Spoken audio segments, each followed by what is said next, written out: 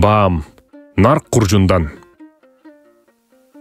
Камчыны илбей кирген жигиттер төрдөгү караяга сүйлөй отурушту.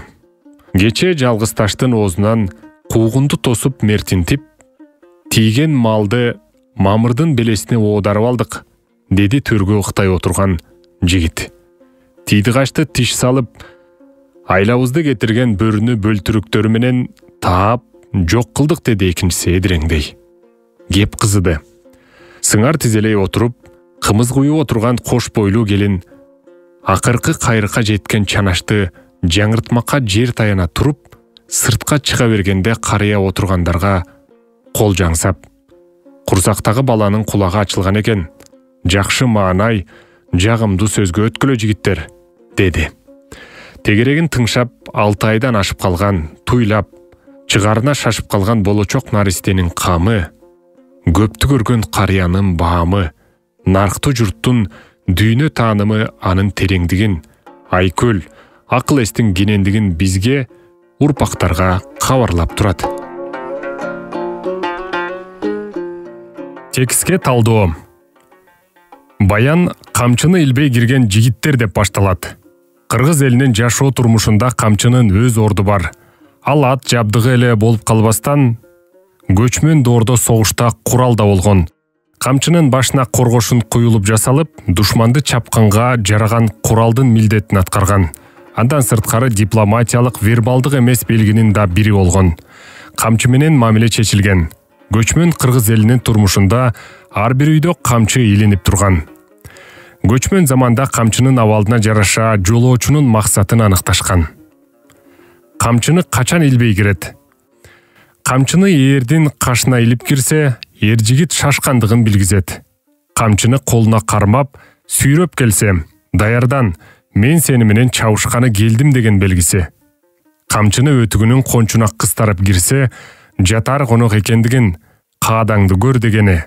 Камчыны колтугуна кыстарып жүрсө, мен жол издеп жүрөм, мал издеп жүрөм, чочуба үйдүн ээси дегенди туюндурат. Ал эми камчыны илбей, колуна бүктөй кармап кирсе, чабарман экендиги же кабарчы экендиги, мойнуна илип кирсе, кечирим сурап келгендигин билдирет. Демек, кыргыз эли камчыны сүйлөтө билген калк. Ошентип шашпай бедире отурган жигиттердин сөзү кызыганда, сыңар тизелей отуруп, кымыз куюп жаткан келин акыры кайрыкка жеткен чанашты жаңыртмакка жер таяна туруп сыртка жөнөдү. Сыңар тизелеп отуруу. Эки буту менен тең эмес. Сыңар тизелеп отурат. Мында адеп ахлактуу жүрүм-турум туюнтулган. Эркектердин жанына шашпай келип, тизелеп отуруп калган жок. Сыңар гана тизелеп отурду. Демек, аял кишинин адеби сакталды.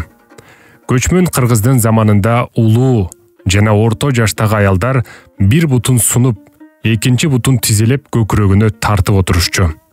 Ал эми жаш келин, кыздар бир бутун тизеден бүгүп, экинчи бутунун үстүнө отурган. Дал ушул отуруш сыңар тизелеп отуруу деп аталат. Мындан сырткары шашылыш жүргөн эркектер да сыңар тизелеп отура калчу. Мисал келтирсек, жамагат чогулду. Өкүрөк тоо титиретти. Бекназар баштаган топ өкүрүп бүтүшүп, кумсарып ар кимиси ар жерде сыңар тизелеп отуруп калышты. Эшим гана жаңы өкүрүктөрдү тосуп, кырчоо кармап, бөйрөгүн таянып, кубатым сенден айрылдым деп бүткүл денеси менен солкулдап өксүп турду. Төлөгөн Касымбеков, Сынган кылыч. Экинчи, жуп бетке бата тартыла бергенде, нүзүп, улагага сыңар тизелеп отура калып, журт, менин силерди топтоп отурганым, мен бир түш көрдүм, мына ошону жорутайын деп топтодум эле, деди. Кишилер нүзүптүн оозун карап калышты. Төлөгөн Касымбеков, Сынган кылыч. Демек, сыңар тизелей отуруу жаш аялдар үчүн каада салттын белгиси болсо, башка учурларда ыңгайсыздыкты, шашылышты, же бир өтүнүч менен кайрылуу үчүн отургандыгын туюндурган вербалдык эмес кыймыл болуп саналат. Акыркы кайрыкка жеткен чанач. Чанач кымыз, айран куюп алып жүрүү үчүн улактын, эчкинин, серкенин туюк союлган терисинен жасалган көчмөн кыргыздын турмушунда кенен колдонулган идиш. Кыргыздар кээде кымызды идишке куюп албастан, чаначтын өзүн алдына коюп, оозунан жээгин сыртка карай кайрып кармап, отурган мейманга идишке кымыз куюп турган. Кымыз бөксөргөн сайын анын жээгин улам сыртка кайрып отуруп куя берген. Ошентип, чанач жээгинен кайрыла берип, акыркы кайрыгына жеткенде кымыз түгөнөт. Бул сөз айкаш менен кыргыздын ошол учурдагы идиш менен байланышкан аракетин гана көрсөтпөстөн, ошо процесстеги кыймылды да элестүү көрсөткөн. Демек, чаначты толук көтөрүп коюуга болбойт. Андагы кымыз азайган сайын коюуга жеңилдик шарт түзүп, жээгин сыртына карай кайрып жүрүп отурган. Муну менен кыргыздын этнографиясындагы маданияты чагылдырылган. Чаначты жаңыртуу. Чаначты жаңыртпайт. Тактап айтканда, жаңы чанач алып келбейт. Ичиндеги кымыз түгөнгөндүктөн кайра дагы кымыз куюп келет. Мында чанач сөзү метонимия бири-бирине кандайдыр бир алакасы бар, бирок окшошпогон предметтин белгилери алмашат. Мисалы, мында нерсенин аты идиштин ордуна колдонулду.